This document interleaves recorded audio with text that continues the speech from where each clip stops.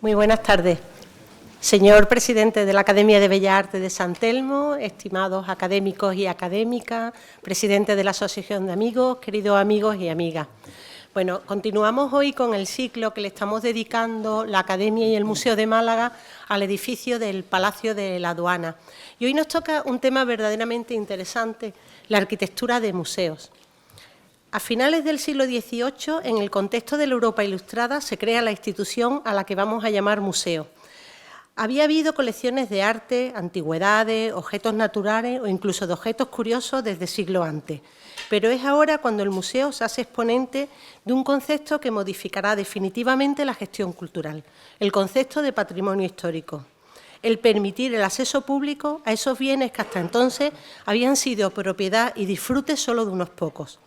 Los museos europeos se institucionalizaron a lo largo del siglo XIX como templo de las musas, como recintos de investigación y conocimiento y como lugares apropiados para la salvaguarda, la conservación y la tutela. Pero el museo, esta institución que aún hoy en día es venerada y respetada, ha conocido también avatares. En el primer tercio del siglo XX, las vanguardias históricas nos enseñaron que la realidad podía ser interpretada y, por lo tanto, también representada de modos diversos y alternativos, que no había verdades absolutas. En paralelo a esta convicción surgió la museología moderna. Pero el cambio vino realmente a mediados de los años 60 del siglo XX. El crítico de arte italiano Teodoro Adorno, en su publicación El Museo Imaginario, afirmaba: «Los museos se han convertido en mausoleos, son desagradables, describen objetos con los que el observador ya no tiene una relación vital, deben su preservación más al respeto histórico que una vinculación a las necesidades del presente». Esta denuncia de Adorno guiaría el cambio de los museos en el siglo XX hasta la actualidad. La nueva museología francesa, la interpretación norteamericana del patrimonio o la museología crítica, esta ya en el contexto de la posmodernidad, marcaron las fronteras teóricas de un antes y un después. La misión o objetivos estratégicos del museo, la manera de hacer, los contenidos, los objetos susceptibles de ser expuestos, los medios de comunicación, los públicos, todo ha ido cambiando de forma casi vertiginosa y siempre ha sido un museo más social, más inclusivo, más permisivo, más variado y, por qué no, también más sorprendente. La obra expuesta es sin duda la esencia del museo, bien sea esta obra un bien cultural clásico y tradicional, como lo era al principio, también puede ser un objeto contemporáneo, esto ya vino después, y también hoy en día puede ser algo variopinto, diverso, y en los momentos actuales incluso algo inmaterial. Pero no lo es mucho menos importante que la obra la museografía, y tampoco lo es la arquitectura, el contenedor, el tema al que vamos a dedicar la tarde. En el contexto de la UNESCO y en la serie Museo y Monumento, en los años 60, Bruno Mojo-Joly ya dedicaba un texto monográfico fundamental a la arquitectura de museos, tanto los de nueva planta como la rehabilitación de edificios históricos. Y a finales de los años 70, tras el curso de museología de Rivière, en la revista Museum, Pecker y O'Brien definirían la programación arquitectónica de los museos por primera vez con una metodología compartida entre arquitectos y conservadores. El edificio del museo siempre ha tenido un papel icónico y representativo. Desde esa foto de 1946 de Braille enseñando su maqueta a Guggenheim, a los museos, imágenes más contemporáneos que hoy en día nos sorprenden, como el Museo del Futuro de Dubái, el Louvre de Abu Dhabi, el Museo de Petra o Hong Kong, el SET de Nueva York y un largo etcétera. No quiero dejar de mencionar uno ya casi clásico, el Museo Judío de Berlín, de Libeskind, en 1999, que nos demostró que un edificio puede transmitir tanto como unas colecciones. Se dice que un museo es una institución capaz de cambiar la economía y la dinámica cultural de un lugar, pero la arquitectura del museo es un referente de la historia de la arquitectura, un hito en el territorio, un icono, y a veces atrae, como en el último mencionado, el de Berlín, más la atención que el relato de lo que se va a contar dentro del museo o incluso de las colecciones que va a acoger. Mucho se puede hablar de la arquitectura de museo, para eso estamos aquí esta tarde. Una tarde, además, en la que me gustaría recordar el recién concedido premio Pritzker a las dos arquitectas, dos mujeres irlandesas, Yvonne Farrell y Shelley McNamara. Bueno, y estamos además para hablar de este tema de arquitectura de museo con la mejor compañía que se puede tener en una tertulia, acompañados por los arquitectos que actualmente forman la sesión de arquitectura de nuestra Academia de Bellas Artes de San Telmo: Ángel Asenjo, Javier Bonet, Rafael Martín Delgado y Álvaro Mendiola. Cada uno de ellos va a abordar un tema puntual, lo hemos repartido así. Vamos a comenzar con Ángel Asenjo hablando de la evolución de los museos arquitectónicamente más importantes desde la modernidad hasta nuestros días. Creo que ninguno de los que nos acompaña necesita una presentación, son sobradamente conocidos. Pero bueno, por recordar un poco, Ángel Asenjo nació en Málaga, realizó sus estudios en la Escuela Superior de Arquitectura de Madrid, su formación la completa en Madrid hasta el año 1975, en los estudios, bueno, al menos uno de ellos, un arquitecto querido en Málaga y referente, como es José Gonzaledo, y también de José Serrato Suñer, tras lo que funda en Málaga el Estudio de Arquitectura y Urbanismo Asenjo y Asociados, donde desarrolla desde entonces su labor profesional.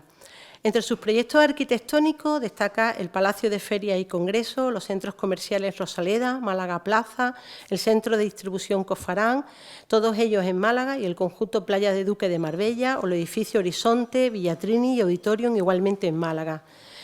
Especialista en urbanismo, ha realizado ordenaciones turísticas de Regional, Santa Tecla en Málaga y la de la Universidad de Málaga en la mayor parte de los sectores del ensanche de Teatinos, y la ordenación de las playas Fenicia en Vélez, Málaga, o la Serranía Ermita de Marbella, entre otros.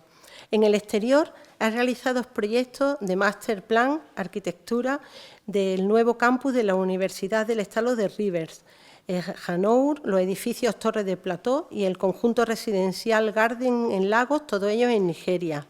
Actualmente está desarrollando importantes proyectos arquitectónicos y residenciales en el Boulevard Pasteur y en los sectores Hacienda Cabella de Teatino y Colinas del Limonar en Málaga, además de otros de Marbella, Estepona, Rincón de la Victoria. Ha recibido distintos premios de arquitectura y urbanismo y su titular y colaboradores han participado en conferencias, publicaciones que serían interminables con una trayectoria profesional tan exitosa y larga, mencionarlos todos ellos. Ángel Asenjo, bienvenido, tienes la palabra.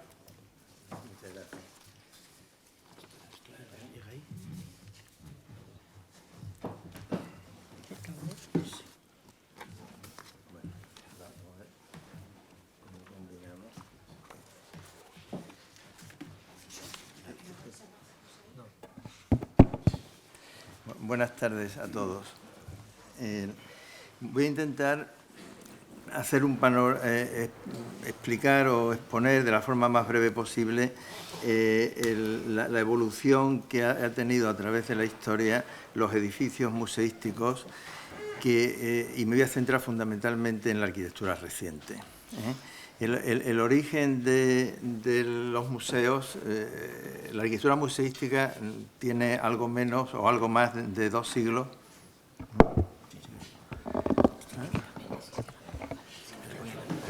Está piensa para hablar aquí.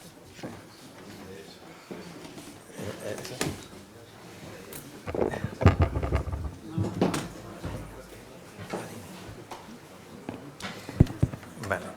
La evolución de la arquitectura de los museos tiene una historia que es poco más de 2 siglos.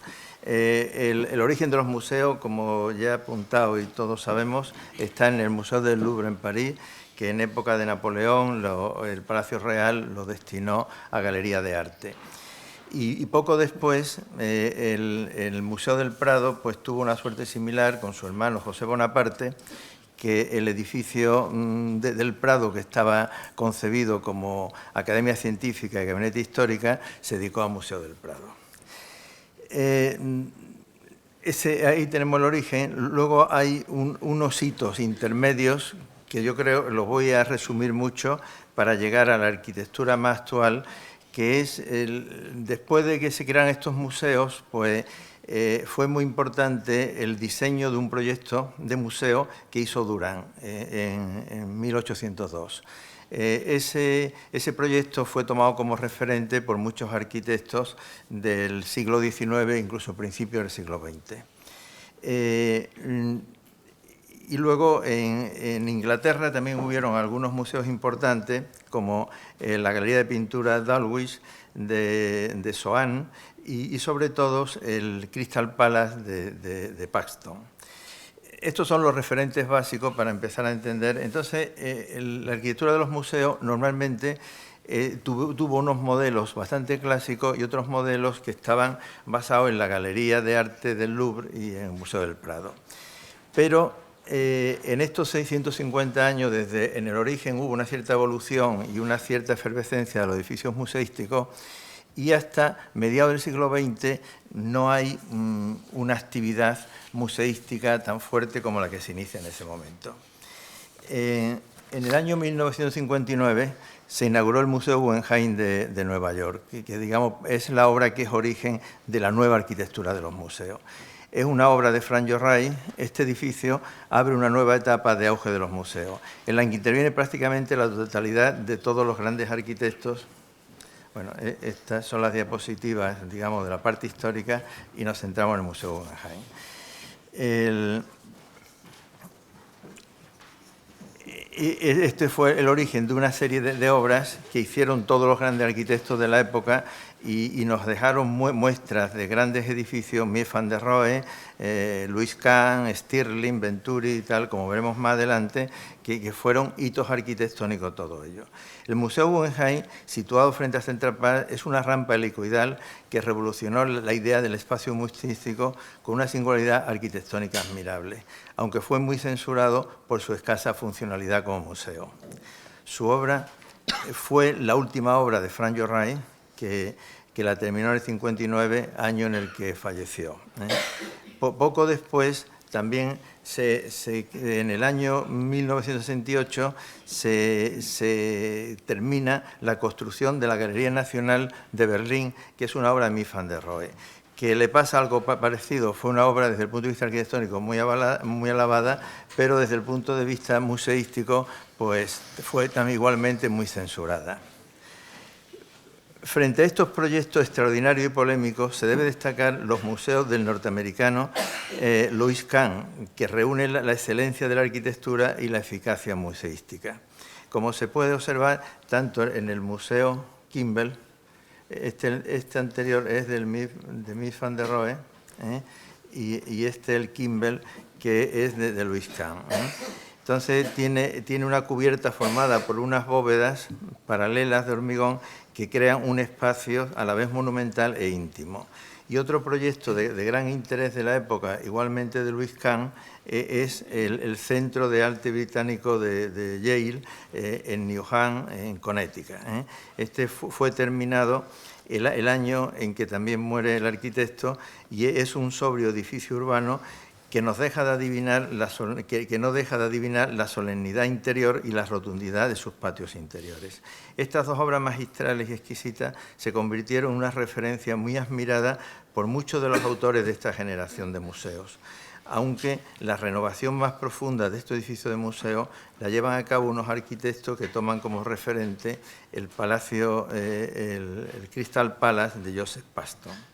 De los museos concebidos a partir de la idea de Paxton y apoyándose en los proyectos realizados por aquel tiempo por el Grupo Archigram, que fue un movimiento vanguardista de la arquitectura y el origen de la arquitectura high-tech, el edificio más emblemático que se crea en ese momento es el Pompidou de París, que se inaugura en el año 1977, que es un enorme contenedor de vidrio y metal con la estructura y los tubos de instalaciones vistos pintados de colores llamativos en que se sitúan escaleras de acceso en el espacio exterior.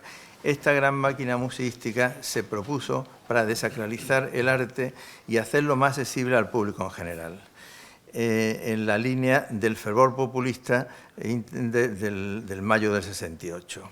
Fue proyectado por Richard Rogers y Renzo Piano y alcanzó un éxito inmediato, que continúa siendo uno de los lugares más visitados del mundo.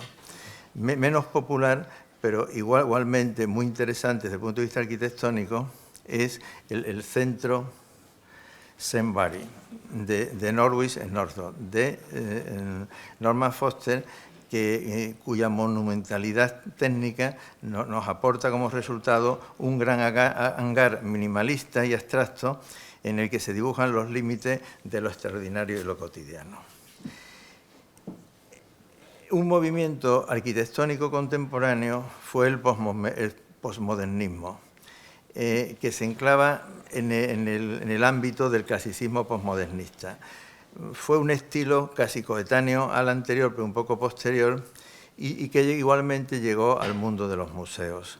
Entre estos museos cabe destacar los proyectos del arquitecto inglés James Stirling, que nos aporta el Star Gallery de Stuttgart, que se ordena en torno a un patio cilíndrico y se decora con columnas clásicas semienterradas y unas gruesas barandillas metálicas y todo ello pintado con colores muy vivos.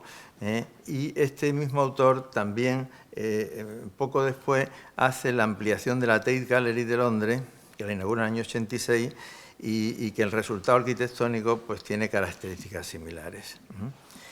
Dentro de este grupo, puede ser más o menos discutible, yo englobo también la arquitectura del Museo Romano de Mérida, de Rafael Moneo, en el que destacan unos grandes arcos de ladrillo que evocan el trazado romano sobre el que se construye el edificio.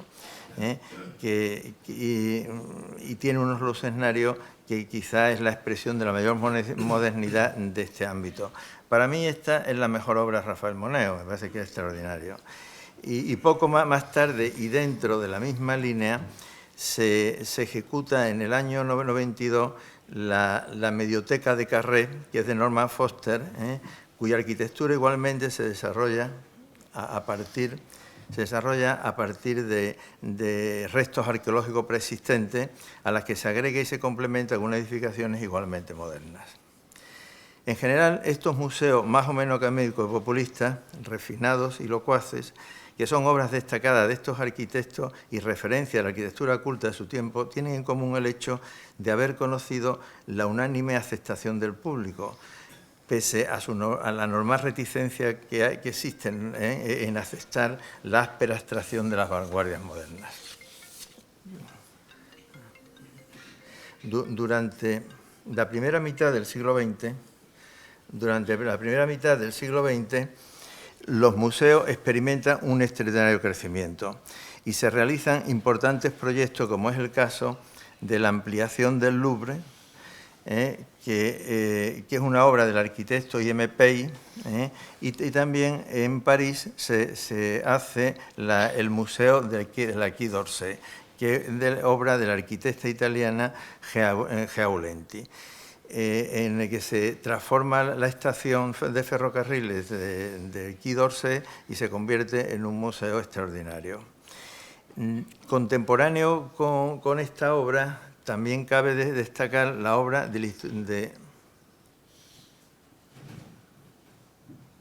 esta es la obra del Museo Judío de Berlín del arquitecto Daniel Lewinski, que es un ejemplo del fenómeno que entonces se empezó a producir de la realización de museos temáticos como parte de la cultura del ocio. No sé, por ahí se ha saltado la imagen del Instituto del Mundo Árabe de París, que yo creo que también es un museo de esa misma época que yo creo que tiene importancia extraordinaria. De forma casi paralela se desarrollan otros importantes museos, como es el Museo de la Colección Menil de Houston, de Texas, que es una obra de Renzo Piano, que es muy interesante, el tratamiento de la luminosidad cenital. Este mismo arquitecto, aquí aparece el Museo del Mundo Árabe, y es este mismo arquitecto pues realiza el Centrum Paul Klee, que es un museo también de una belleza extraordinaria y por su integración en la topografía. Y paralelamente, pues también cabe destacar el Museo del Kunsthalle de Rotterdam, de Ren Koolhaas. Y en esta época pues, se producen otros muchos proyectos realizados por el arquitecto vienés Hans Holbein, los norteamericanos Robert Venturi, los japoneses Arata Isozaki, Tadao Ando. En fin, la exposición sería interminable y esta época pues, la cierro con el Centro Cultural Getty, inaugurado en el año 97, que se lleva a cabo en una colina de Los Ángeles a modo de acrópolis y realmente es un complejo museístico de una gran importancia.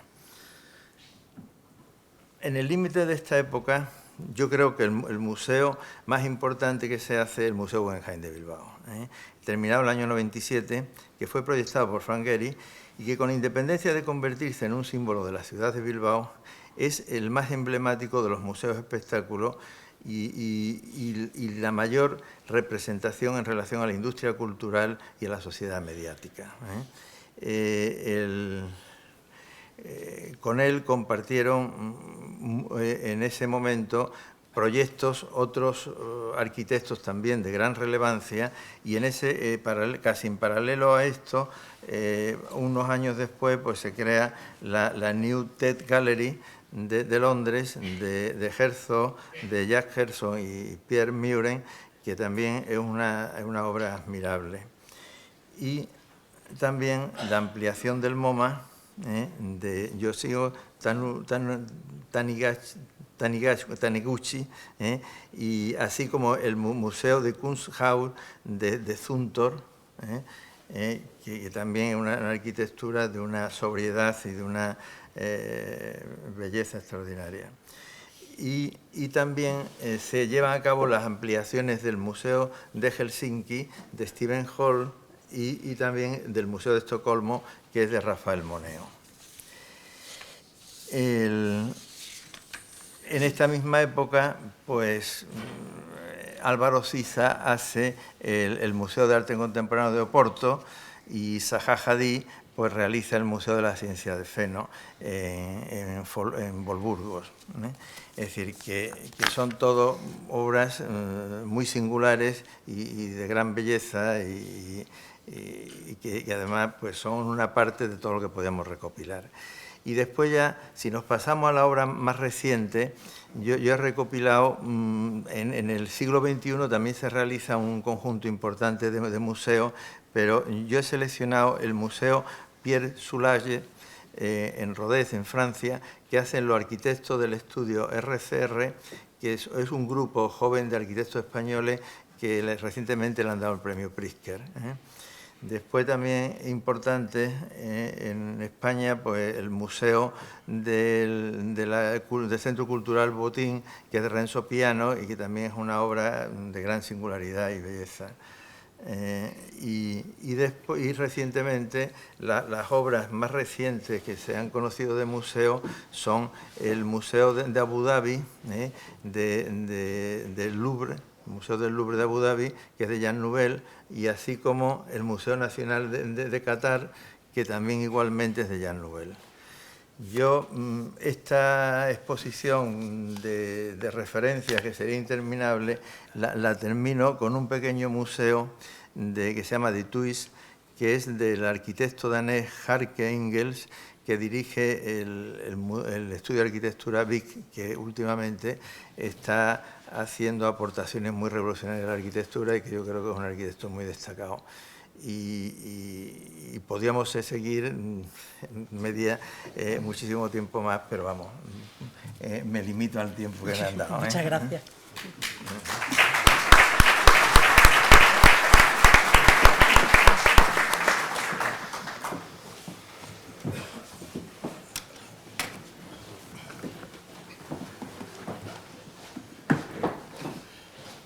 A continuación, Javier Bonet nos va a hablar sobre el Museo de Arte Contemporáneo en España.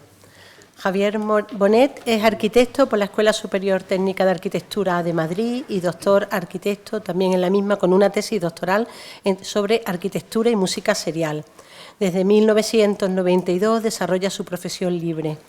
Tiene méritos en docencia, es profesor de la Escuela de Arquitectura de la Universidad de Segovia, director y profesor de la Escuela de Arquitectura del Centro EAE de Universidad de Gales en Málaga, profesor desde su inicio de la Escuela Superior de Arquitectura de Málaga en asignaturas de Teoría de la Arquitectura, actualmente profesor de Composición Arquitectónica, ha dirigido académicamente y coordinado numerosos cursos, titulaciones y trabajos. Entre los cargos académicos ha sido coordinador de estudios de la Escuela de Arquitectura de Málaga, secretario de lo mismo y director del Departamento de Arte y Arquitectura. Como premio en mención de honor de los premios Málaga Arquitectura 1995 y 2001 y el premio Málaga Arquitectura 2009, modalidad Arquitectura Industrial, por el edificio de la Depuradora del Guadalhorce. En el ámbito investigador ha participado en proyectos de investigación en materia de arquitectura turística, arquitectura sostenible, patrimonio arquitectónico contemporáneo y técnicas inteligentes de decisión aplicadas al proyecto arquitectónico. Tiene mención como finalista en la 13 Bienal Española de Arquitectura y Urbanismo en la categoría Divulgación, Transferencia Social por su trabajo Arquitectura y Cine, un proceso de docencia e investigación, y es el investigador principal del Grupo de Andalucía 969 de Comunicación, Tecnología y Arquitectura. Desde mayo del 2014 ingresó en la Academia formando parte también de la sesión de Arquitectura. Pues Javier Bonet, tú ya la palabra. Bienvenido. Muchas gracias, buenas tardes. Muchas gracias, María, muchas gracias a la Academia y al Museo de Málaga por organizar este ciclo tan interesante, ¿no? Bueno, voy a ser todo lo rápido que pueda para hablar de museos en España. Voy a hablar de cinco o seis museos que yo creo que son un referente en cuanto a esa evolución de la actividad museística en España que despega en los años 70. Por eso le he llamado a la intervención, bueno, Museos en España, 1970-90, arquitecturas para un cambio cultural, porque se constata que en esos años se produce una gran apertura a los años anteriores a la transición democrática y donde se van a dar una serie de intervenciones museísticas que van a conformar todo el panorama posterior. Y además, vamos a ver varias tipologías diferentes de lo que yo creo que son los más importantes. Vamos a empezar con lo que fue el principio. Le llamo a cada edificio de una forma, en este caso un lema, digo, y en el principio fue un paisaje. La verdad es que ya nos acordamos de que este museo fue como un referente fundamental en los años 60, ya casi en los 70. Decía uno de sus promotores, el pintor Gustavo Torner, que dice: Cuenca, uno de esos sitios anodinos donde se piensa que aquello no es nada, pero donde pueden ocurrir muchísimas cosas. Y es cierto, es un espacio totalmente pensado, diseñado y dirigido por artistas, no por arquitectos, que se convirtió en uno de los primeros museos de arte contemporáneo de nuestro país. Una iniciativa de los pintores Zobel, junto con Gustavo Torner y Gerardo Rueda. En este sitio tan impresionante como las Casas Colgadas de Cuenca, dos casas góticas del siglo XIV-XV, donde se consigue una concesión por parte del ayuntamiento a 30 años y prorrogable a otros 30, y donde se instala esta colección de arte abstracto única, ¿no? Era un museo con una vocación ya desde sus orígenes de divulgación, didáctico, de conservación de arte, además de las actividades expositivas. Decía Gustavo Torner, dice: hasta que no se crea el Museo Reina Sofía en el año 85, Cuenca es el único lugar de España en el que se puede ver arte moderno en condiciones museísticas equivalentes a las del contexto internacional. Esto es así. Cuenca no figuraba en el mapa prácticamente, era un sitio fantástico, pero no figuraba en el mapa hasta que no se creó este museo, que fue el primero realmente. Aquí tenemos a sus instigadores y promotores, pues la élite del arte abstracto en España en ese momento. Imagínense, pues están aquí. En primera línea están Zobel, Cuenca, Torner, Gerardo Rueda, Chirino, Cuixart, Luis Feit, Tomadeo Gavino, José Guerrero, Saura, Sempere, Pablo Serrano, Soledad Sevilla, Iturralde, Viola, en fin. Un sitio absolutamente exquisito que combina la museografía abstracta de toda esta pintura con unos espacios vernáculos muy interesantes, muy sencillos, muy arraigados en la arquitectura, en lo orgánico, en esa arquitectura del paisaje, y que supuso un modelo auténtico de exquisitez en cuanto a operación museística. Con este precedente podemos hablar de un museo de alguna manera maldito, pero que fue una iniciativa de la Dirección General de Bellas Artes a través de su director Pérez Enviz en el año 66, el año 69, encarga este museo a los arquitectos Jaime López de Asiaín y Ángel Díaz Domínguez, que fue a su vez, en ese mismo año, Premio Nacional de Arquitectura. Le he llamado la modernidad desubicada. ¿Por qué? Pues porque este edificio fracasó en algún sentido por la ubicación. En una parcela de la Ciudad Universitaria de Madrid, al lado de la Escuela de Arquitectura, un sitio demasiado lejano de lo que es el centro real de la ciudad, y nunca consiguió una afluencia de público tal como su inversión requería. De todas formas, es un museo muy interesante en cuanto que participa de todos los presupuestos de la arquitectura del movimiento moderno, una arquitectura del lenguaje de Le Corbusier, de Mies van der Rohe, absolutamente funcionalista, con unos espacios muy fluidos, con la trama de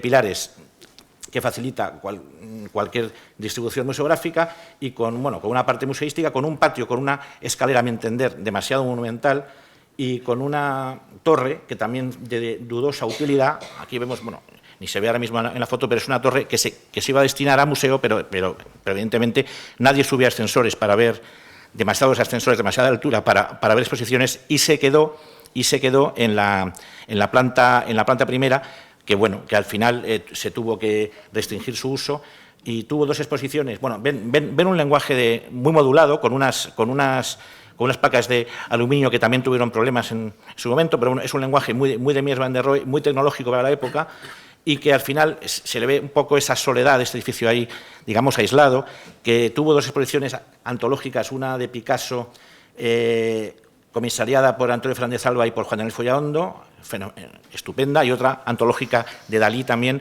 pues un poco antes de los años 80, cuando ya pasó a ser en Madrid el Centro de Arte Reina Sofía el que monopolizó el arte contemporáneo, pues pasó a una situación secundaria y digamos que salvó sus muebles siendo Museo del Traje, que no está nada mal.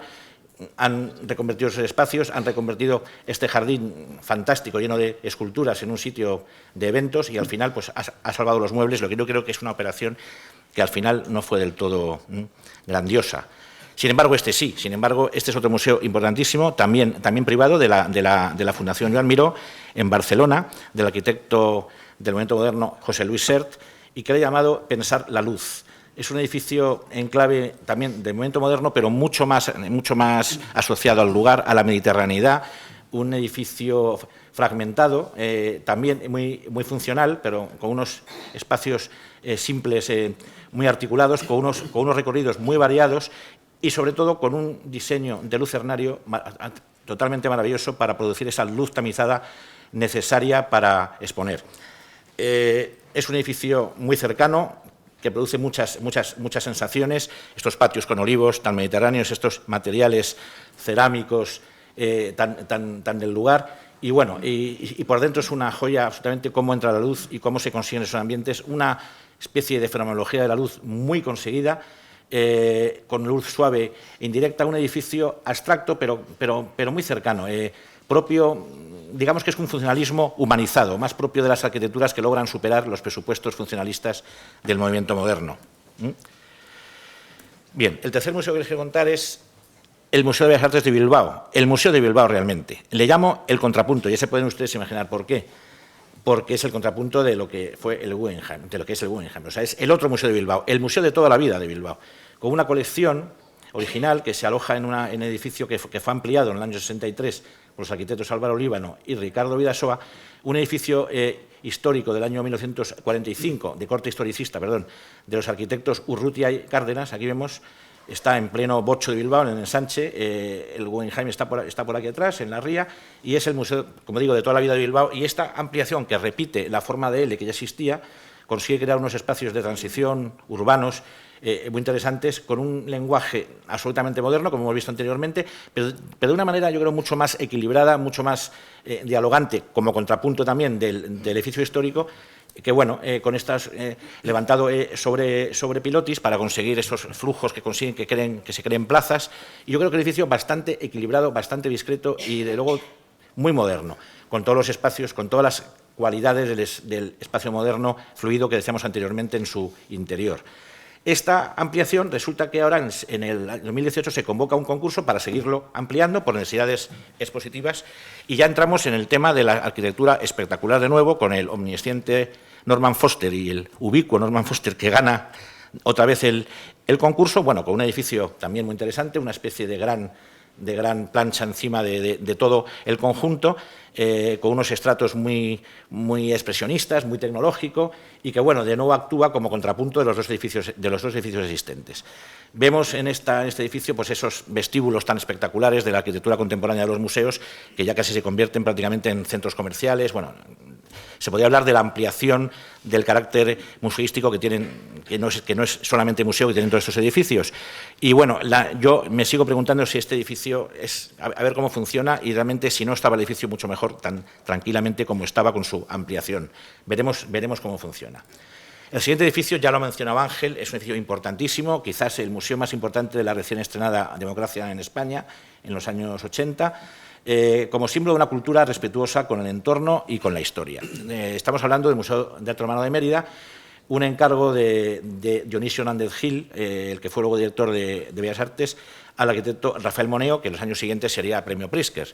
Bueno, pues en un solar le llamo la importancia del contexto, porque es evidente que bueno, está en pleno centro de la antigua Emérita Augusta, en Mérida, junto a al anfiteatro y al Teatro Romano, en un solar que se llama Solar de las Torres, que tenía de gran riqueza arqueológica y que había que proteger de alguna manera. De hecho, se hizo un muro de contención previamente para proteger todo lo que había allí, y Moneo pues se marca este edificio, que por fuera parece una nave industrial con reminiscencias prácticamente de la arquitectura expresionista alemana de los años 20, de Hans Poelzig. Bueno, una especie como de nave industrial, sin embargo, que no anuncia la gran riqueza interior que vamos a ver qué tiene, ¿no? Bueno, las plantas son muy interesantes. La planta sótano quizás es la que más, porque todo ese hallazgo arqueológico se combina con la trama de machones y de pilares de cimentación del nuevo edificio en una mezcla interesantísima de ambos lenguajes, que luego veremos que casi es lo más interesante del edificio prácticamente, aparte de la imagen que hemos visto antes, que es fundamental también. Bueno,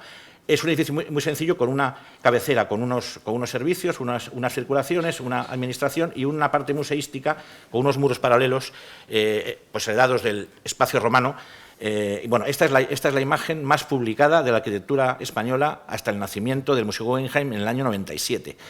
Reúne en estas fábricas de este ladrillo aplantillado exprofeso para este edificio, hecho exprofeso, la espectacularidad de la escenografía romana. Es un proyecto a la vez culto y popular, moderno y tradicional. ¿Cómo se consigue esto? Pues con la sabiduría de Rafael Moneo, sin duda.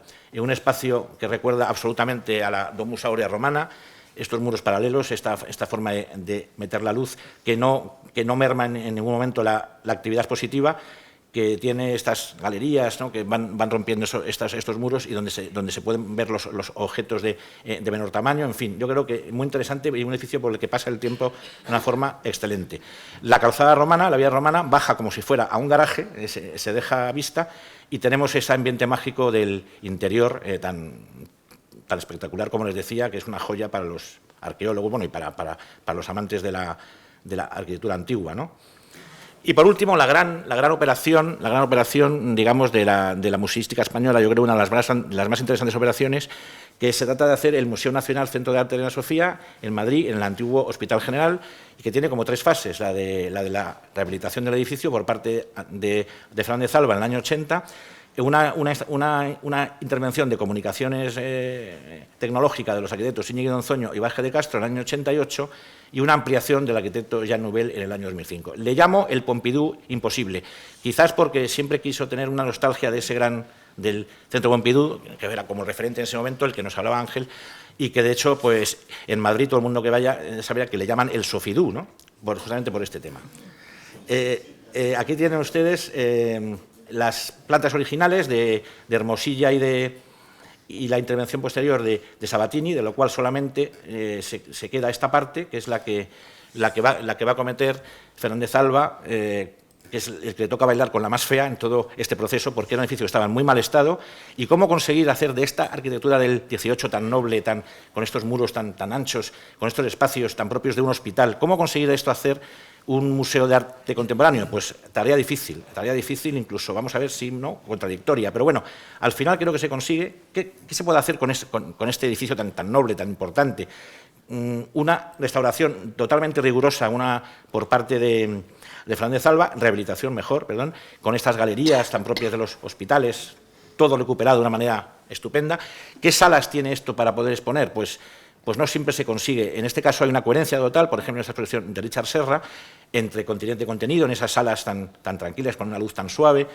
En este caso sí funciona, pero en otros casos, la verdad es que ha habido problemas, digamos, museográficos en el sentido de la escala de las salas. Sin embargo, ahí está la operación es ambiciosa, se intenta modernizar también a su vez con unas torres de comunicaciones que son al final el espectáculo del edificio, un espectáculo de tipo futurista, tecnológico, hecho por los arquitectos Íñigo Donzoño y Baje de Castro, que todo el mundo quiere subir y bajar por los ascensores. Realmente, en este caso, los ascensores sí funcionan, teníamos que ver, porque están a la vista, porque son un reclamo en sí mismo. Tiene que ver con el pop tecnológico, por supuesto, del Pompidou, en esa especie de nostalgia a la madrileña. Pero, y luego está la ampliación final en el año 2005 de Jean Nouvel, que es un edificio grandilocuente, muy tecnológico, en un solar adyacente, un tanto raro, con esa marquesina enorme, fuera de escala, pero bueno, pero también pues muy interesante. Es un edificio interesante que consigue aunar la ampliación de salas que está aquí pegado al edificio antiguo, con un auditorio y cafetería en la esquina y con una biblioteca estupenda y una tienda de arte y arquitectura, que creo que es la mejor de España, que está también aquí, dejando libre un espacio un atrio enorme, con una gran marquesina que se supone que va a ser ese lugar de encuentro de todos los museos actuales requieren. Creo que no se consigue, creo que es demasiado enorme, demasiado grande, una escala, pero bueno, al final ahí está. Creo que y es un vídeo que tiene muchísima afluencia de público, interesantísimo. La biblioteca es fantástica y el auditorio, la cafetería, este aluminio rojo tan moderno y tan espectacular. La verdad es que es un auditorio fantástico donde se hacen cantidad de actividades audiovisuales, tecnológicas muy interesantes. Bueno, pues he querido dar una pincelada de estos 5 o 6 edificios que yo creo que han ido conformando distintas formas de actuar de la museística de la última mitad del siglo XX. Muchas gracias. Muchas gracias.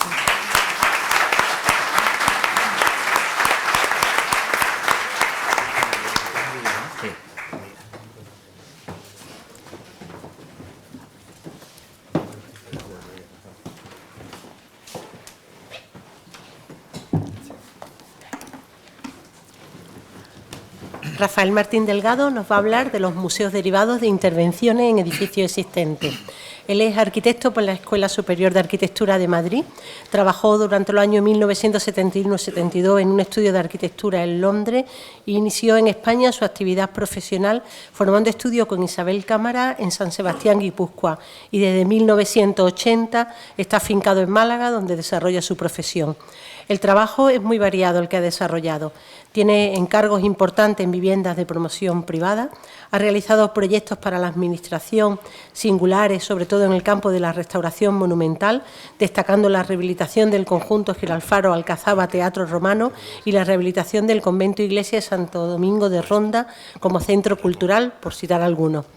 Su estudio ha participado en numerosos concursos, destacándose entre los proyectos la remodelación de la ciudad deportiva de Carranque, conjuntos de vivienda de promoción públicas promovidas por el Instituto Municipal de la Vivienda del Instituto de Málaga.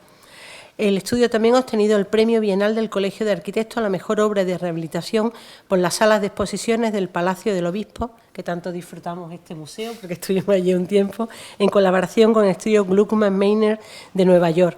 Y en arquitectura interior ha desarrollado en la tienda de muebles Oboe en Málaga la remodelación de la librería Proteo y tiene una mención por la Casa Hermandad de la Cofradía de Estudiantes.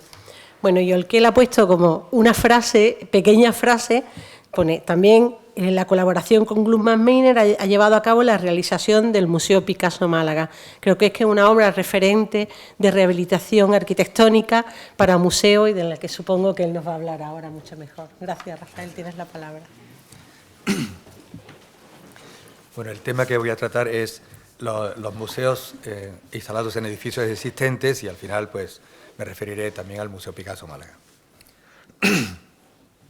Ya se ha dicho antes, pero repetiré que los orígenes del museo actual pueden encontrarse en el siglo XVIII, en la Francia de la Ilustración, cuando después de la Revolución se expusieron a los ciudadanos las colecciones que los nobles y las congregaciones religiosas habían ido acumulando. En realidad el coleccionismo había empezado anteriormente, pues ya en el Renacimiento italiano, en el siglo XV, los príncipes reunían colecciones de arte, aunque todavía sin ningún ánimo de exhibición. A finales del siglo XVIII se comienza a sentir en Europa la necesidad de exhibir las colecciones de arte que tanto las monarquías como algunos particulares o entidades han ido creando. Durante este siglo y los principios del XIX se empiezan a abrir al público en galerías de palacios renacentistas o neoclásicos colecciones que eran privadas, que en un principio, todavía sin una cultura museística, se exhibían sin muchos requisitos. Es a partir del siglo XIX cuando aparece la necesidad de almacenamiento y conservación, que requiere mayores espacios, además de las salas de público. A mitad del siglo XVIII se inaugura el Museo Británico, el primero de carácter nacional, resultado de la adquisición por parte del Estado de colecciones privadas que fueron aumentando hasta lo que es el museo en la actualidad. Inicialmente se ubicó en una antigua mansión, hasta que su crecimiento hizo necesario, un siglo más tarde, la construcción de lo que es el actual museo.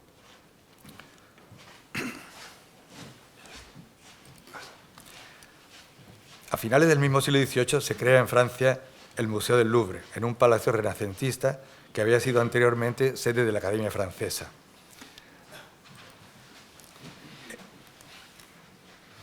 Ese es el interior del museo. En esta misma época, reinando en España Carlos III, se construye el edificio en el que está el Museo del Prado, diseñado inicialmente como gabinete de ciencias naturales. No fue hasta entrado ya el siglo XIX, después de la invasión francesa, cuando durante el reinado de su nieto Fernando VII se pone en marcha lo que es la actual Pinacoteca, abriéndose al público entonces con las colecciones reales.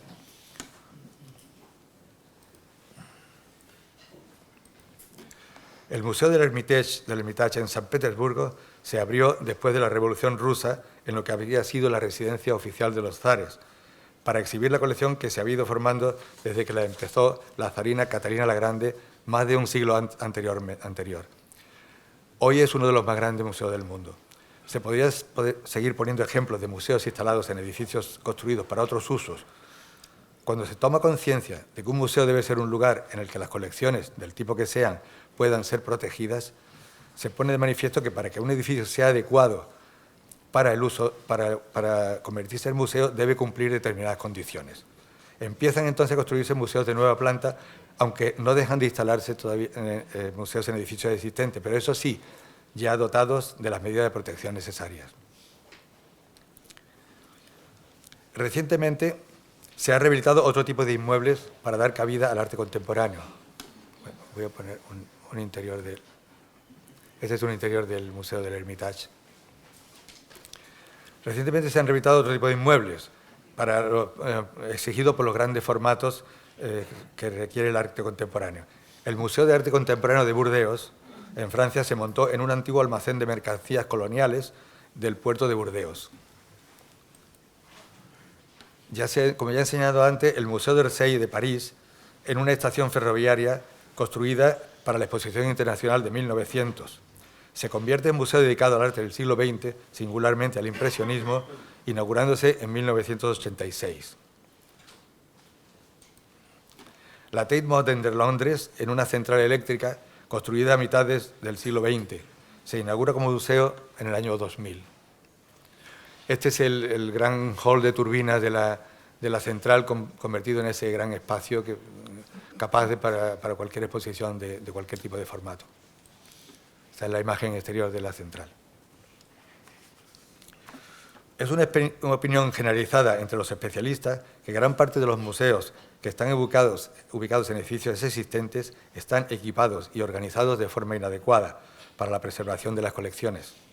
Algunas de ellas no necesitan una protección muy rigurosa, pensemos, por ejemplo, en los museos de historia natural, pero no así los que contienen obras de arte que pueden deteriorarse si las condiciones de exhibición no son las adecuadas. En el caso de la rehabilitación de un edificio histórico, aunque tenga unos espacios cuyas cualidades formales y su articulación interior los hagan adecuados, las características constructivas pueden hacer que la dificultad de la rehabilitación desaconseje la operación. Concretamente, si la exhibición de obras de arte incluye pinturas, la edificación debe ser adecuada para mantener un ambiente interior a una temperatura de 22 grados, con una oscilación de 2 grados en más o en menos, y un 52% de humedad, con una oscilación de un 3% también en más o en menos.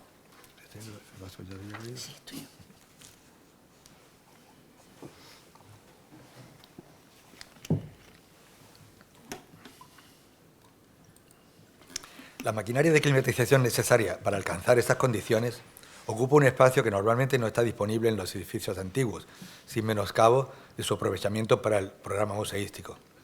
Además, el edificio debe permitir e integrar las conducciones necesarias para llevar el aire acondicionado producido por esta maquinaria hasta el interior de las salas. Todo esto hace que la adaptación de un edificio para que cumpla estas condiciones necesita una intervención que puede calificarse como dura. A estos espacios hay que añadir el necesario para los talleres de conservación y restauración de obras de arte, talleres para el montaje de exposiciones y el almacenamiento de las obras de arte que nos exponen. Cuando se eligió para sede del Museo Picasso el Palacio de Buenavista, estaba ocupado por el Museo de Bellas Artes, pero carecía de condiciones de protección de las obras de arte. Se intentó conseguir el espacio necesario para estas instalaciones, principalmente las de climatización, que como vemos ocupan una gran superficie, seguridad, iluminación, etcétera, excavando un sótano bajo el suelo del palacio. Pero la aparición de restos arqueológicos, por otra parte previsibles en esta zona de la ciudad, obligó a buscar superficies adicionales en edificios colindantes. Este descubrimiento, aunque supuso un replanteamiento del área de instalaciones mecánicas y servicios, añadió al museo una nueva dimensión, aumentando su interés con un nuevo campo expositivo. Así, bajo las salas, puede contemplarse una parte de la historia de la ciudad y del propio edificio, formando parte del programa expositivo del museo. El palacio tiene unos muros de cerramiento exterior cuyo espesor les confiere la inercia térmica necesaria para mantener el ambiente interior en unos límites adecuados. Pero su condicionamiento para cumplir los duros estándares internacionales exigidos para recibir préstamos de otros museos requirió la realización de fuertes operaciones. Para conseguir la solidez necesaria se realizaron nuevos forjados de suelo, quedando los existentes de madera como falsos techos, con una separación entre ambos para permitir el paso de las instalaciones de climatización, iluminación, seguridad, etc. Las conducciones de aire acondicionado desde las climatizadoras hasta las salas de exposición se llevaron a través de los muros hasta esos falsos techos, minimizándose la visión de elementos de estas instalaciones, como las rejillas, detectores, etc., en las salas, con el objetivo de que estos no distrajesen de la contemplación de las obras expuestas. Estas son las salas de exposiciones temporales y una visión de la sala de exposición permanente y esta de una sala de exposiciones temporales. Si en el siglo XIX solo se exigían espacios para la exposición de las obras, actualmente un museo debe ser una institución viva, por lo que, además de las condiciones de carácter meramente arquitectónico, ha de acoger una gran variedad de funciones. Desde el principio se vio que el Palacio de Buenavista era insuficiente para todos los requerimientos que hemos mencionado, por lo que se fueron adquiriendo inmuebles colindantes hacia la Alcazabilla para completar el programa. En este panorama se ve el crecimiento que tuvo el museo a lo largo de su gestación. Inicialmente vemos lo que era el Palacio de Buenavista, y al principio se añadió con la adquisición de unas casas colindantes lo que era la inicial sala de exposiciones temporales. Más adelante se compraron otras casas para la oficina de gestión del museo.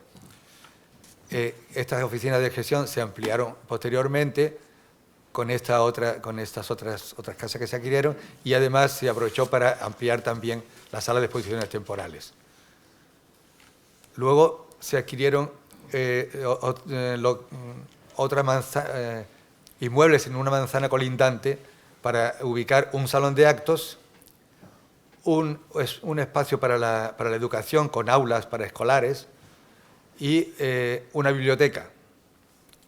Y finalmente se añadió el resto de la manzana para completar las oficinas para la gestión del museo.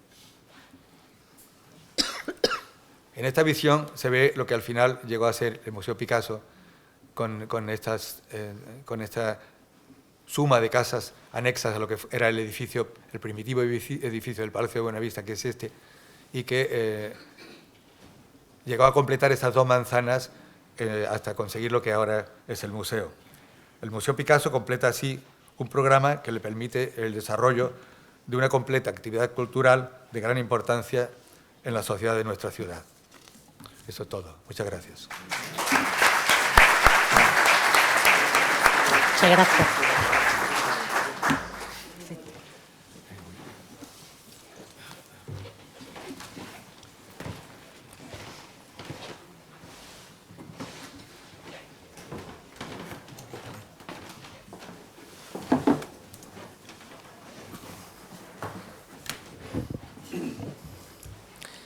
Y finalmente Álvaro Mendiola nos va a hablar del museo como forma arquitectónica espectacular. Álvaro Mendiola, malagueño, estudió arquitectura en la Universidad de Navarra. Su actividad profesional más importante, según él, es la que ha realizado con el Obispado de Málaga, dedicándose profesionalmente a la conservación, rehabilitación de inmuebles, del patrimonio histórico de toda la provincia, también a la construcción de nuevas iglesias, colegios y, sobre todo, al mantenimiento de la catedral de la que ha sido arquitecto director de la misma. Ha realizado proyectos diversos para el Ayuntamiento de Málaga, Rincón de la Victoria, Álora, la Diputación, el Servicio Andaluz de Salud y la Consejería de Educación. También en el ámbito privado, numerosos trabajos de rehabilitación y obra nueva. Tiene mención de honor en el Premio Málaga de Restauración y Rehabilitación de 1993 por la Casa Fuerte de Besmiliana en el Rincón de la Victoria y el Premio Málaga de Arquitectura en Rehabilitación y Rehabilitación de 1999 por las actuaciones en la cubierta de la Catedral de Málaga. Ambas menciones por el Colegio de Arquitectos. Gracias, Álvaro. Sí, buenas tardes.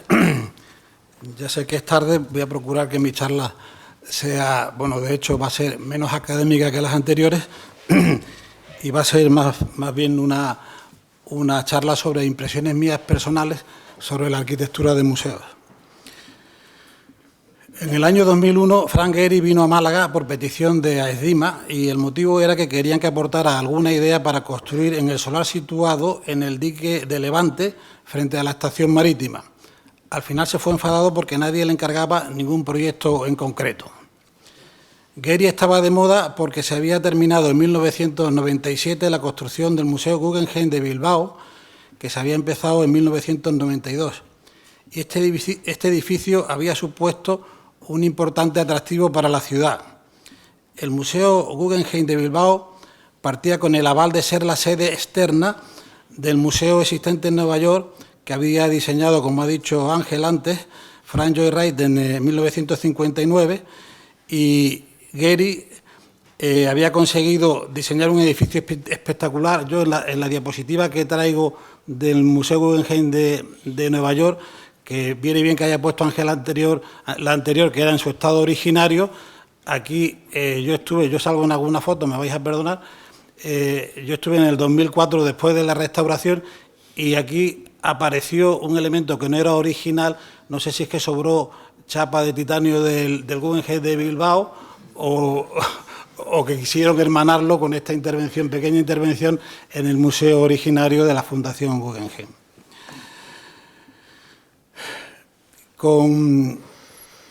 Muchas ciudades envidiaban tener un edificio de las mismas características que el edificio Guggenheim de Bilbao y que trajera nuevos visitantes. Con este fenómeno se pone en valor que el propio edificio del museo sea un reclamo importante independientemente de las obras de arte que exponga en su interior. Ya tuvo un precedente en el año 1977 con el Centro Pompidou, que diseñaron, también ha dicho Ángel antes, Renzo Piano y Richard Rogers, y que fue una referencia para los arquitectos de la época en los cuales yo me incluyo. También, más reciente, el Museo de Arte Contemporáneo de Curitiba, en Río de Janeiro, es una obra también de museo emblemático que fue hecho por Oscar Niemeyer. A mí personalmente, después de... Realmente aquí si veis el museo por dentro no vale nada, pero por fuera es espectacular, ¿no? Y de hecho la base pues tiene una vista de la bahía de Janeiro espectacular también. A mí personalmente, después de visitar el Guggenheim de Bilbao, me cautivó el diseño de Gehry en este edificio. Y siempre... ¿Cuál es la diapositiva que está ahora?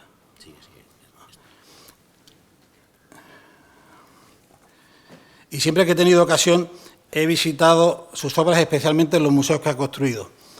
Aquí he puesto una foto del Guggenheim que también la ha puesto Ángel antes, pero aquí quiero resaltar el puente de la Salve, que vemos aquí con la escultura, bueno, con esta intervención del del artista Daniel Buren, que coincide que también hizo los filtros de color que tenemos en el cajón de cristal del Museo Pompidou de Málaga. Y luego veremos que vuelve a aparecer. Quiero decir que es un artista, Daniel Buren, que ha participado en los museos más emblemáticos del mundo. Quiere decir que el Pompidou de Málaga está al nivel.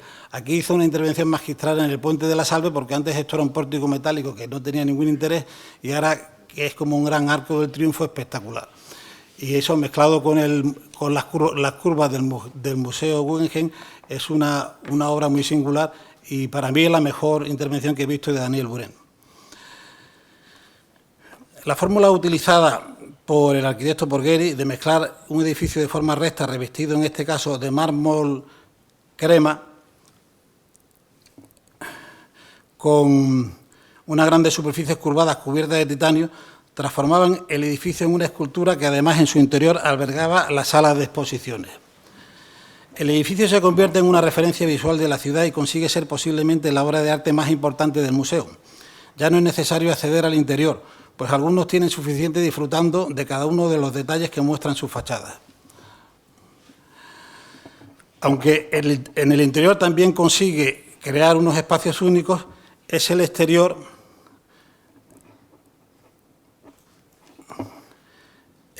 lo que le da carácter al edificio. El precedente donde Gehry utiliza esta fórmula de composición arquitectónica es en el Walt Disney Concert Hall de Los Ángeles, que no es museo, construido entre 1992 y 2003. Y, sin embargo, el emplazamiento del edificio de Los Ángeles, al estar rodeado de calles y otras construcciones, no tiene los ángulos de visión tan espectaculares como en el edificio de Bilbao, que está en un espacio mucho más abierto junto a la ría. Y hablando de obras emblemáticas de arquitectos, y ya me dijo Javier en su día si iba a hablar de catedrales, pues muy cerca del Walt Disney Concert Hall de Los Ángeles, andando, está la Catedral de Los Ángeles, que proyectó y construyó Rafael Moneo en el 2002, que es una obra maestra realizada en hormigón amarillo y que convierte esta zona de Los Ángeles en una referencia para los arquitectos. Volviendo a Gehry y su estela, la bodega Marqués de Riscal, una de las más antiguas de La Rioja, quiere contar con el reclamo de una obra singular y le encarga a Gehry un hotel junto a la bodega en Casa la Reina, que forma parte de lo que ellos llaman la ciudad del vino, para dar a conocer el vino, su historia, su cultura y su filosofía. El arquitecto, partiendo de la idea que tanto éxito tuvo en Bilbao, la interpreta aquí de otra manera, utilizando como segunda fachada de un edificio de materiales convencionales, grandes superficies curvadas como si fueran velas a medio plegar que proporcionan un movimiento espectacular. Además, aquí consigue mezclar varios colores, en especial el rojo del vino, y transforma una vez más el edificio en una gran escultura que es un referente visual de la zona, sobresaliendo por encima de los tejados de la antigua bodega. Muy cerca de aquí, la bodega Isios también quiere un edificio singular y en este caso le encargan a Santiago Calatrava el proyecto y utilizan su fachada como imagen de la bodega.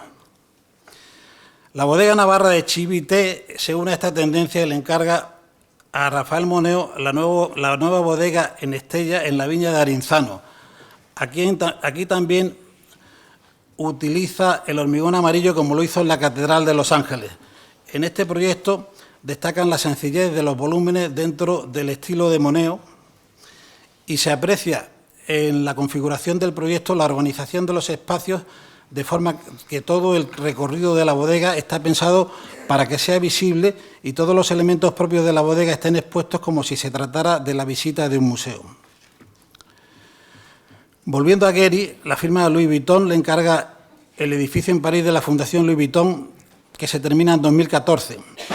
Aquí utiliza la idea de Bilbao, pero para no repetirse se inspira en el Gran Palais que se construyó en París para la Exposición Universal de 1900, que como elemento más característico tiene grandes bóvedas y cúpulas de cristal. Añadiendo además su experiencia como navegante, imagina un barco navegando a través de iceberg. Las grandes superficies curvadas que envuelven el edificio son como grandes velas.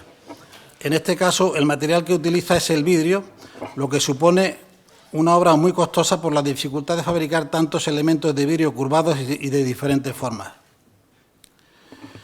Cuando lo visité, que estas fotos coinciden con la visita mía, también había una intervención de Daniel Buren, que curiosamente se parece al cubo del Centro Pompidou, del Museo Pompidou de Málaga. Y ahora ya no está, pero en ese momento fue temporal, pero el Centro Pompidou de Málaga sabéis que le ha comprado la obra a Daniel Buren y se queda como obra permanente. Cuando lo visité no había ninguna exposición en su interior, pero aún así el edificio estaba lleno de visitantes. Las salas de exposiciones estaban vacías de contenido y con las puertas abiertas.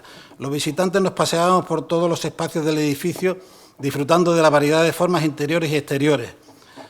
Realmente era como si visitáramos una gran escultura por dentro y por fuera.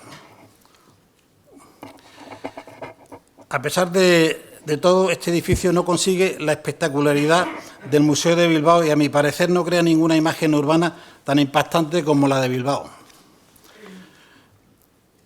Para terminar este paseo por la arquitectura singular de algunos museos, nos vamos a Panamá, donde también quieren un edificio estrella que dé una imagen con sello propio, y le encargan a Getty el Museo de la Biodiversidad, que explica cómo al salir del mar el Istmo de Panamá, uniendo América del Norte con América del Sur, y pasar los animales y vegetación de un continente a otro, cambia la biodiversidad hasta nuestros días. El emplazamiento en la calzada de Amador, que es una línea de tierra que se adentra en el mar junto a la entrada del canal, lo hace visible desde todos los ángulos.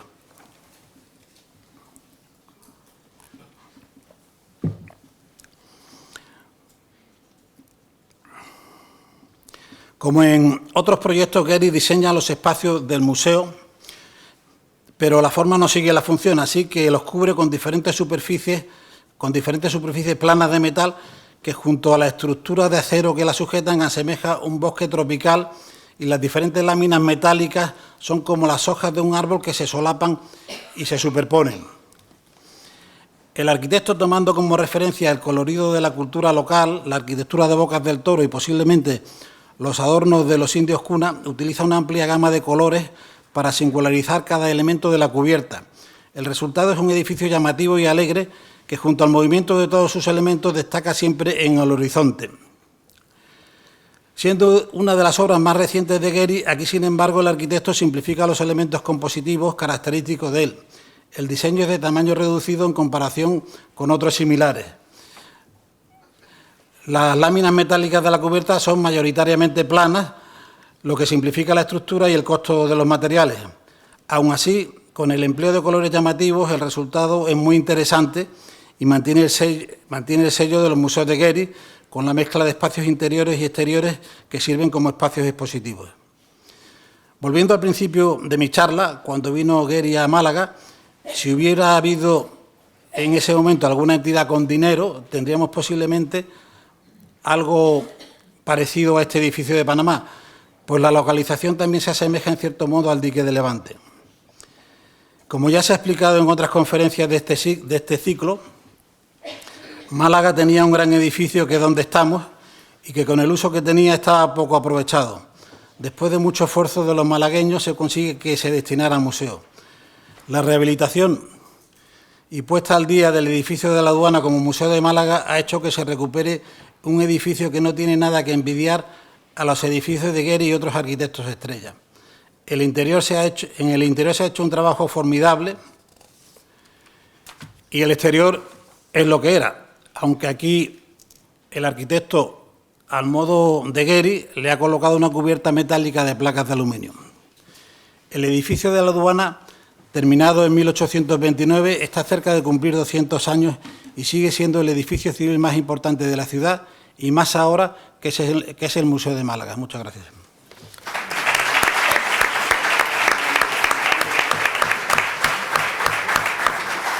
Muchas gracias, Álvaro. Bueno, como ha sido una intervención larga, porque eran muchos participantes, ahora lo que hemos decidido hacer es que voy a hacer un pequeño resumen, o al menos una idea principal de cada uno de ellos, y también os invito, así que vosotros después cerréis pues, con alguna idea que queráis cerrar. Esto es una recopilación, un relato muy personal, quiere decir que yo he ido quedándome con temas que me han llegado especialmente, que me han parecido especialmente interesantes, ¿no? Ángel Asenjo, cuando hablaba del primer Guggenheim, del Guggenheim original, pues creo que es muy importante esa reflexión sobre la calidad arquitectónica versus funcionalidad práctica. Un magnífico edificio, pero que no llega a funcionar bien como museo. También me ha parecido bastante llamativo ese aura que tiene la arquitectura del museo. Él decía, se aceptan bien arquitecturas contemporáneas, y dejaba ahí la frase. Y yo me preguntaba, quizás mejor que si esa arquitectura contemporánea está en otro uso. El propio uso cultural que tiene el museo, el referente que constituye el museo, hace que su arquitectura, incluso siendo extremadamente atrevida, sea por la sociedad de a pie bien aceptada, no bien querida. Bueno, el valor mediático del Guggenheim y lo que significa, en la que casi todos los ponentes, o todos, habéis insistido en él, y creo que es un importante referente, ¿no?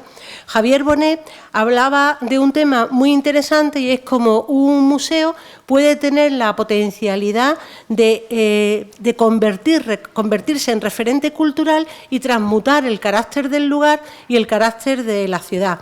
Y hablaba de Cuenca en positivo, como eso lo consiguió en los años 70, la creación del primer museo de arte abstracto, que decía él, ubicó a Cuenca en el mapa.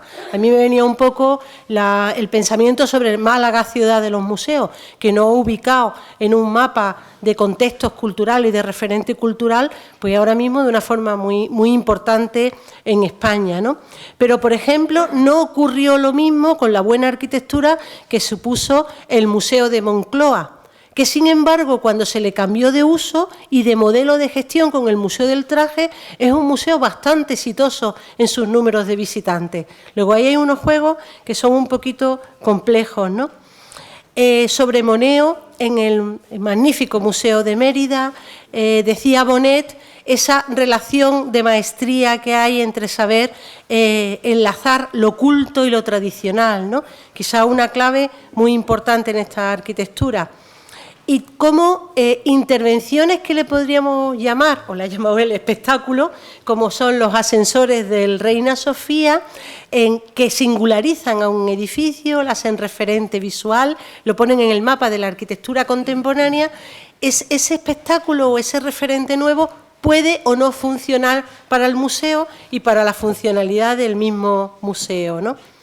Rafael Martín Delgado hablaba de la rehabilitación de los edificios históricos, como al rehabilitar un edificio histórico para museo, el museo gana toda una trayectoria y todo un bagaje de historia que le va a ser un valor más, ¿no? Y de hecho hay edificios que se convierten no solo contemporáneos, sino también históricos en la gran pieza del museo. En nuestro caso nos pasa con la aduana, y cuando hablamos de la aduana no hablamos de la rehabilitación, hablamos de que la gran pieza del museo es el edificio histórico. En otros casos es la arquitectura contemporánea la que se ha convertido en la gran pieza del museo.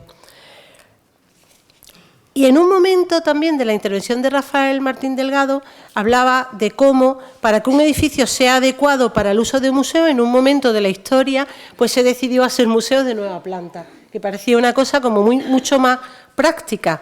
Aunque yo tengo también que decir que no siempre el proyecto de nueva planta ha sido exitoso para la funcionalidad, para el uso, para la conservación del museo. Y hay muchísimos ejemplos, porque de hecho todos han visitado ejemplos de magnífica arquitectura, pero que después a nivel de la funcionalidad práctica de museo no son tan exitosos, ¿no?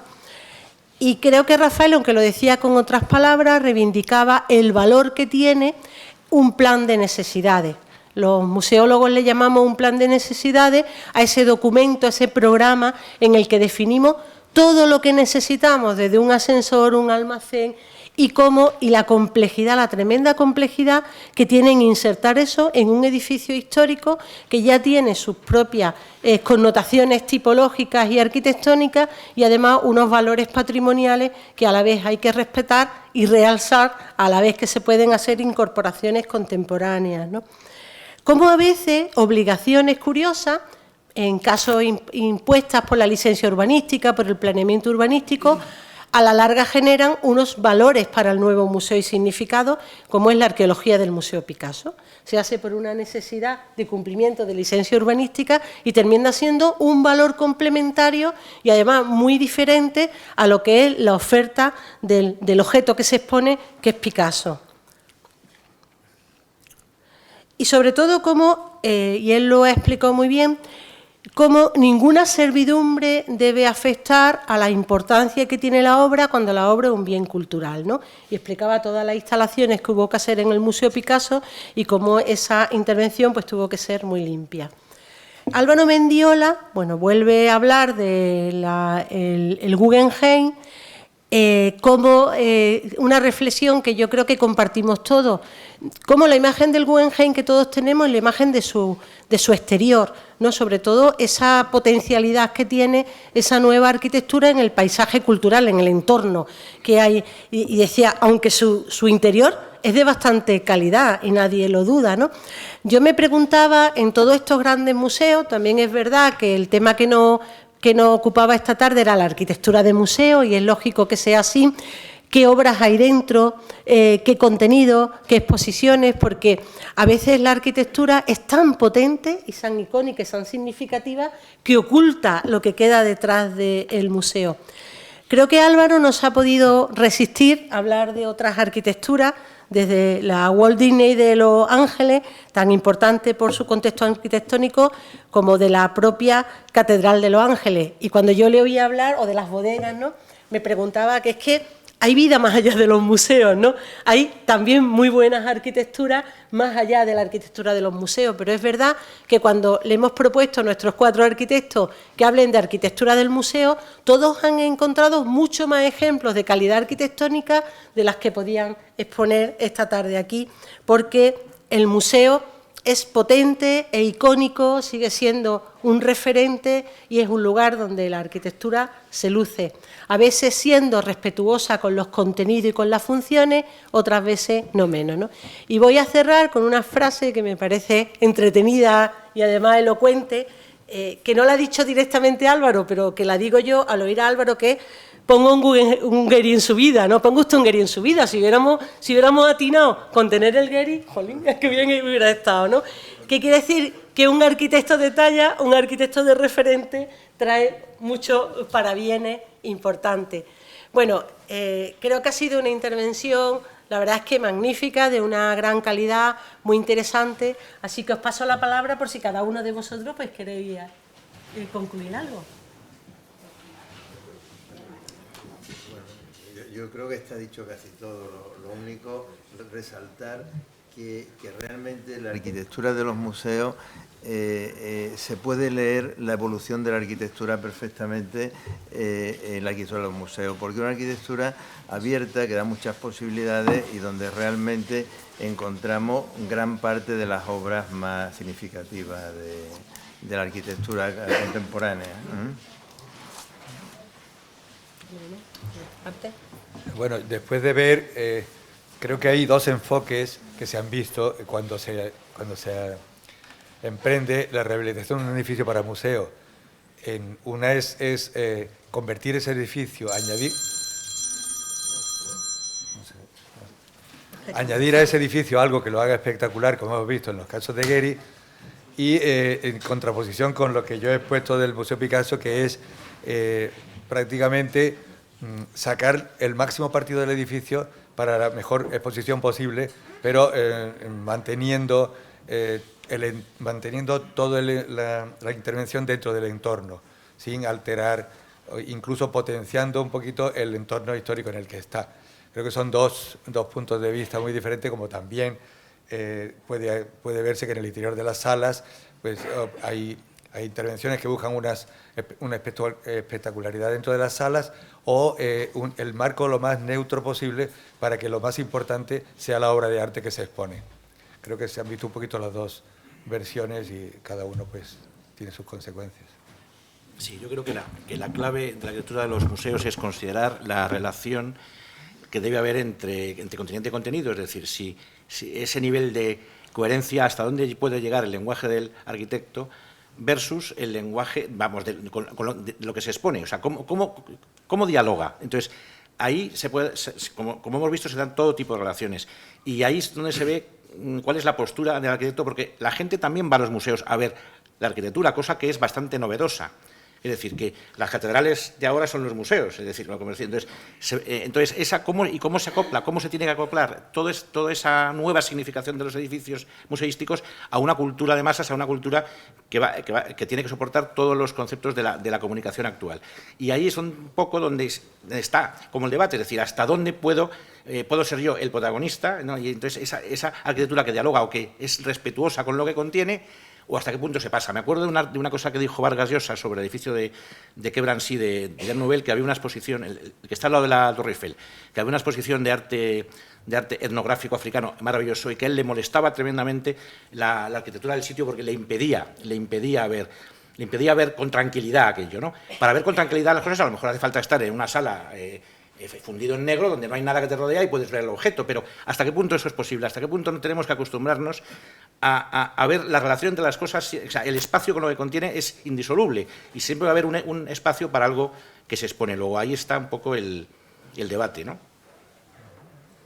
¿Hasta dónde puede llegar eso? ¿Quieres aportar algo? Bueno, en línea con lo que he dicho, que realmente si el edificio del museo es espectacular, no cabe duda que va mucha gente más a visitar lo que hay adentro. Mucha gente va a ver un museo sin saber lo que tiene dentro, simplemente porque el edificio es espectacular, como hago yo. Yo cuando voy a visitar los museos voy fundamentalmente por el edificio. Luego, si coincide que hay una buena exposición, mejor que mejor, ¿no? Bueno, pues a mí me da verdadera pena que esto termine, porque la verdad es un tema que da para mucho, pero muchísimas gracias por su asistencia y muchas gracias a nuestros ponentes. Buenas tardes.